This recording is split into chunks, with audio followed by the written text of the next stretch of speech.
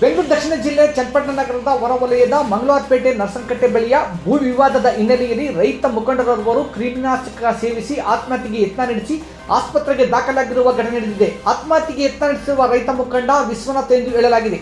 ನರಸನಕಟ್ಟೆ ಅತ್ತಿಮರದ ಬಯಲು ಪ್ರದೇಶದ ಭೂ ವಿವಾದ ನಡೆಯುತ್ತಿದ್ದು 5 ಎಕರೆ ಪ್ರದೇಶದಲ್ಲಿ ಬೆಳೆದಿದ್ದ ಭತ್ತದ ಫಸಲು ಕಟಾವಿಗೆ ಬಂದಿದ್ದರಿಂದ ಗ್ರಾಮಾಂತರ ಪೊಲೀಸರ ನೆರವಿನಿಂದ ಭತ್ತದ ಕಟಾವಿಗೆ ಮುಂದಾದ ಸಂದರ್ಭದಲ್ಲಿ ರೈತ ಮುಖಂಡರಿಗೆ ಹಾಗೂ ಇತರರಿಗೆ ವಾಗ್ವಾದ ನಡೆಯುತ್ತೆ ಎನ್ನಲಾಗಿದೆ.